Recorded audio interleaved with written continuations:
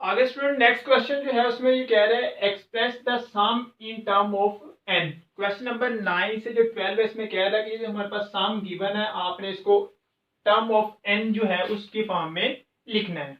तो student in question को solve करने से पहले कुछ थ्योरम हमने पढ़े थे।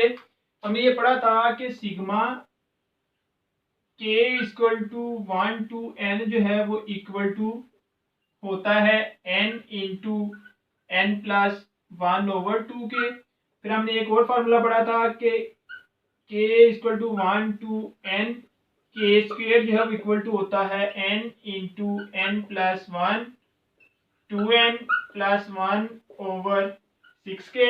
और sigma k equal to 1 to n k cube हो तो ये इक्वल टू होता है n into n plus 1/2 whole का स्क्वायर।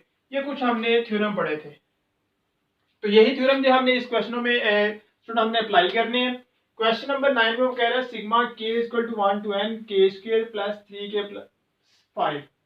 अब स्टूडेंट हमने एक थ्योरम ये पढ़ा था कि अगर सिग्मा अप्लाई हो रहा हो तो जो टर्म्स है वो आपस में क्या हो रही हो, ऐड हो रही हो, सम आ रहा हो, तो सिग्मा हर एक टर्म्स के ऊपर जो है वो लैदा से अप्लाई होता है।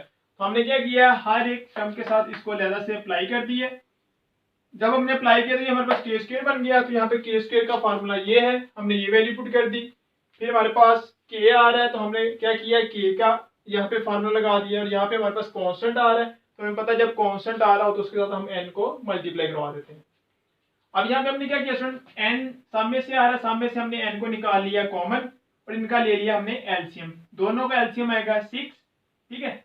और जब इसमें से n बाहर जाएगा तो यहाँ पे दो वैल्यू रह जाएंगी, इन दोनों को हम मल्टीप्लाई करवाएंगे। n 2n से मल्टीप्लाई होकर 2n स्क्वायर, n 1 से मल्टीप्लाई होकर n, और 1 2n से मल्टीप्लाई होकर 2n, और 1 1 से मल्टीप्लाई होकर 1 आ जाएगा। इस तरह 2 जो है वो 3 था 6 होता है, 3 से मल्टीप्लाई होकर 9, और 9 को n से मल्टीप्लाई करेंगे 9n, और 9 को 1 से मल्टीप्लाई करेंगे तो 9। n यहाँ से बाहर चला गया था, हमने कॉमन ले लिया हुआ है, तो ये 6 5 से मल्टीप्लाई होकर 30 आ जाएगा। अब ये 2n स्क्वायर वैसे ही ये ऐड होगा 2n और ये 1 3 और ये 9 12n, और ये हमारे पास मिलके क्या हो जाएगा 40 हो जाएगा। फिर हमने स्टूडेंट इसमें से क्या किया, इन सब में से 2 को कॉमन निकाला, ये 2 कॉमन निकला।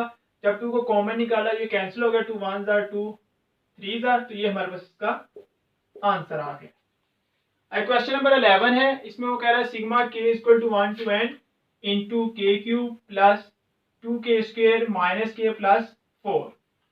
तो हमने क्या किया है, सिग्मा अगर सम आ रहा हो तो सिग्मा को हर एक टर्म के साथ हमने अलग-अलग से अप्लाई करना होता है। तो हर एक टर्म के साथ हमने इसको अलग-अलग से अप्लाई कर दिया। अब यहाँ देखो के क्यूब आ रहा है तो के क्यूब का ये हमने फार्मूला पढ़ा हुआ है, वो हमने यहाँ पे इसका फार्मूला लगा दिया है। के स्क्वायर आ रहा है तो यहाँ पे के स्क्वायर का फार्मूला ये वाला हमने लगा दिया है। यहाँ पे के आ रहा है तो यहाँ पे इसका हमने फार्मूला लगा दिया है।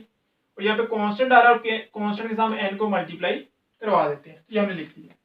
अब देखो स्टूडेंट इसका स्क्वायर आ रहा था, हमने इसका किया स्क्वायर ओपन, तो ये बन जाएगा एन स्क्वायर। फिर इसका फार्मूला ओपन होगा तो ये बन जाएगा N square plus 2n plus 1, और नीचे 2 का स्क्वायर 4 आ जाएगा। और ये ऊपर वाली वैल्यू 2n को हमने देखो ये 2 1 जार और 2 3 जार, तो यहाँ पे 3 आ जाएगा। ये n वैसे का वैसे ही इन दोनों को हमने कर दिया है मल्टीप्लाई, तो ये वैल्यू बन गई है। यहाँ पे ये वैल्यू वैसे की वैसे ही, और ये भी वैल्यू वैसे की वैसे ही। अब देखो सामने से n कॉमन आ रहा है, n इधर भी आ रहा है, यहाँ पे भी है, यहाँ पे भी है, और यहाँ पे भी है। तो सामने से हमने n को कॉमन ले लिया, यहाँ पे एक n बाहर जाएगा तो n रह जाएगा। ये वैल्यू वैसे की वैसे ही, यहाँ से भी n बाहर वैसे की वैसे ही, एक n बाहर ये आ जाएगा, और यहाँ पे 4 आ जाएगा। अब इन सब का हम लेंगे एलसीएम। जब एलसीएम लेंगे तो इसका एलसीएम आ जाएगा 12। अब 4 3 जार 12, तो हम 3 को इनके साथ मल्टीप्लाई करेंगे। जब मल्टीप्लाई करेंगे तो हमारे पास ये वैल्यू बन जाएगी 3n क्यूब, फिर इससे होकर ये 6n स्क्वायर, फिर इससे मल्टीप्लाई होकर 3n, फिर 3 4 जार 12, 4 को अंदर मल्टीप्लाई करेंगे तो 8n स्क्वायर, यहाँ पे आ जाएगा 12n, और यहाँ पे 4, फिर ये 2 6 जार होता है तो 6 ये से होकर -6n, और ये -6, और 4 को 12 से करेंगे 48 आ जाएगा।